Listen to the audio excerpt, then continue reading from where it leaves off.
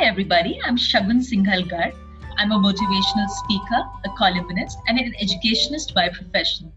It's tough times and challenging times. I'll be more than willing to help you as a motivational speaker. So you can watch me on my Facebook page, 𝐶𝐶𝐃𝐒𝐈𝐎𝐔𝐿, and let's join hands to actually bring some relief in these stressful times during COVID-19. See you all.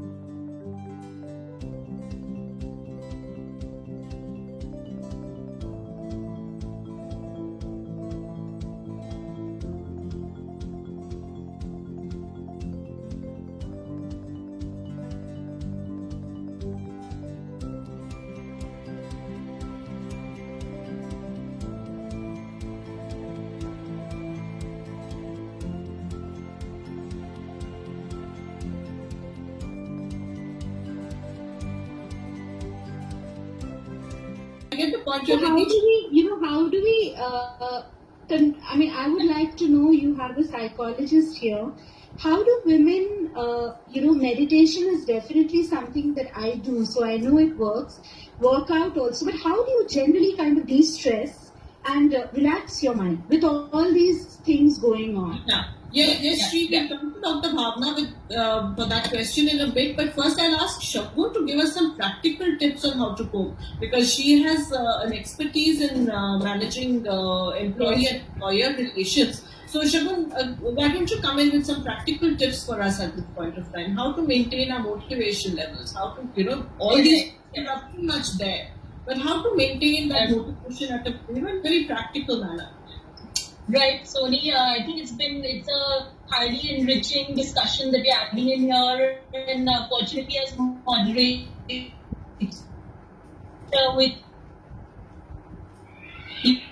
which we're going to be taking up in the next 5 minutes, I think, after this. But meanwhile, what I realized is that we are coming up with issues like headaches and various other issues, psychological issues that we're going through.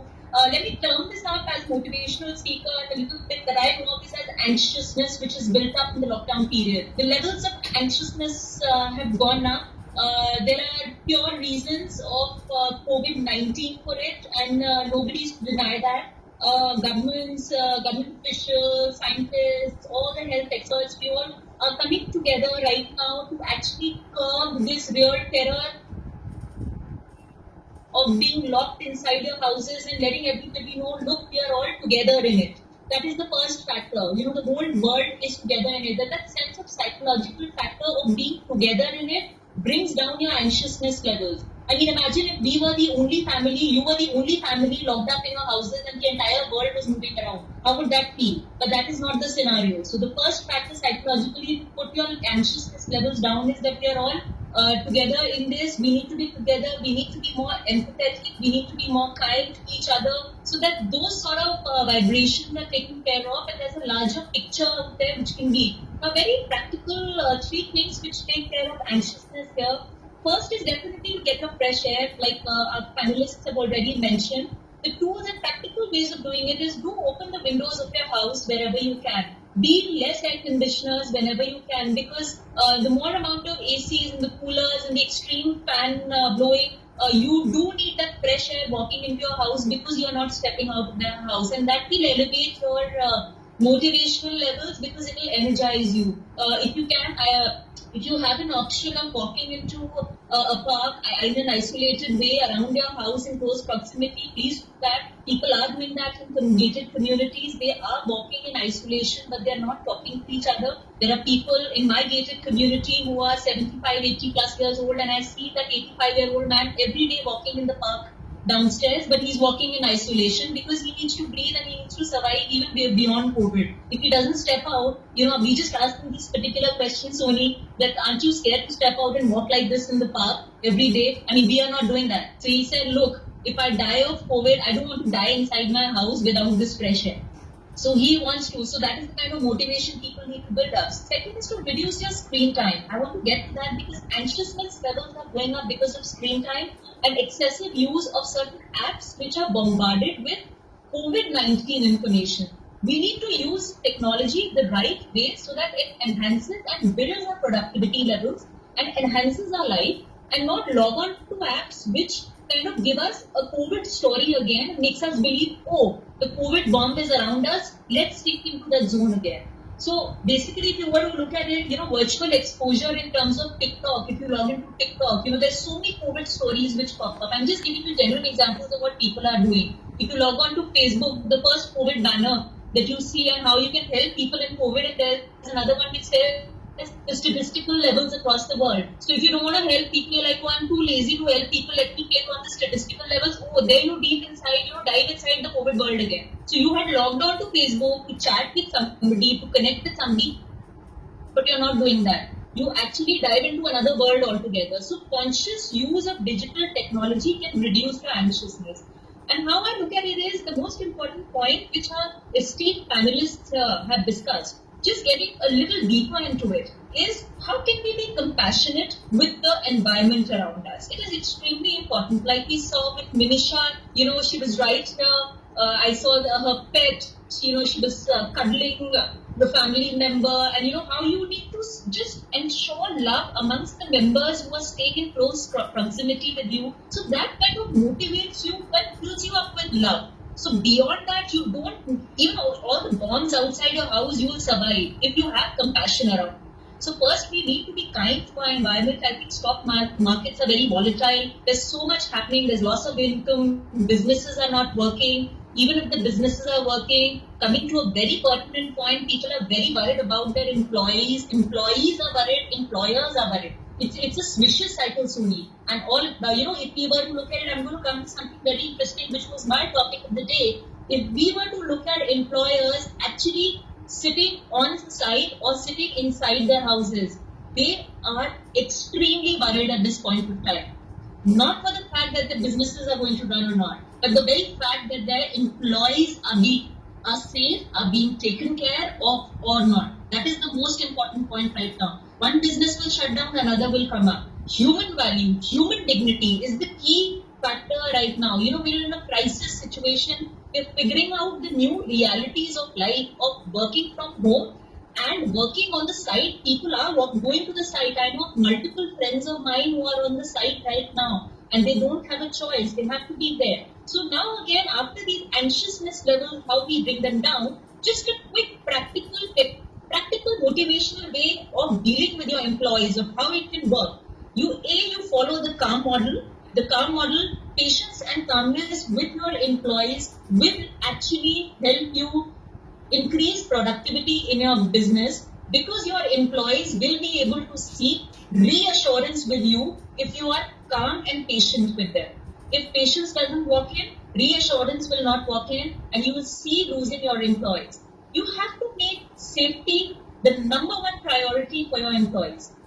Safety in terms of providing the best form of sanitizers, gloves, masks, body suits, whatever best you can on site, taking care that the whole business is being run and the employees are in an extremely safe, hygienic and a sanitized environment. That will motivate them to even step out of their houses and to go do anything else. If this is security, a sense of reassurance and security. It's a reassurance, it's a sense of security, sense of faith. Faith is a bigger word than security, personal security. It is my faith on my employer that he's taking care of my safety and he's taking care of me, so I don't mind stepping out of my house. And the third thing that we need to do, very importantly, is to pay attention and be a compassionate listener. Paying attention will lead to arising of critical needs by the employees, which you can actually, curb before they escalate. If a challenge is about to arrive, but because of compassionate listening, your employees will discuss certain factors with you, which you will be able to curb with the hand, and therefore your business will not see that damage. So that is one very important thing. And you need to also reorient your activities. It's a time, let me tell you, a person who was very, very productive sitting in his office on his desk may not be the same person for you now. And you cannot land up saying, oh, what's happened to him? He's just chilling out. He's just having a good time in his house. It is not that. He may be having his backlogs in the house of a different environment and he cannot be productive. So what do? You reorient his activities, assign him another backlog, assign him another task, reorient the tasks. It's okay to mix up tasks with the employees at the moment to sustain your business so that they feel recharged. I think you also need to give them time to actually declutter their spaces in terms of the people who work with number of piles of papers around them. So just give them a week to declutter what has happened in the past so that their mind feels very productive. And last but not the least, the most important thing is we invest in development for our employees. Until unless we invest in developments, that calls for daily motivational podcasts. I'll give you an example. I just heard yesterday in one of our key projects that we were doing. So one of our key bosses, he sent us a very nice motivational podcast saying that the times are not too bad. We are all in it together and we're going to face it. You know what? We all were feeling very, very low. But the moment we heard it, end of the night, we all got so charged up and we dived back into it and that problem is solved. We solved it because you need that one little kick in the morning or at night before going to bed from your employer that I am there for you, we're in it together. If you sink, I will sink. If you die, I will die. That is the kind of thing that we need to hear. And also, it's an urge to all the employers, please let the productive ideas and the creative ideas of your employees be implemented, even if they don't suit you too much at the moment. They are anyhow in a very deep, low psychological backlog. And if they're trying to work hard out their guts to help you with some productive and key ideas, let's make sure that we give them a hearing aid and try to implement as many ideas as possible. So these are my takes on keeping the motivation. Extremely motivating, Shagun, especially the bit about starting the day with a positive message which gets you going for the whole day.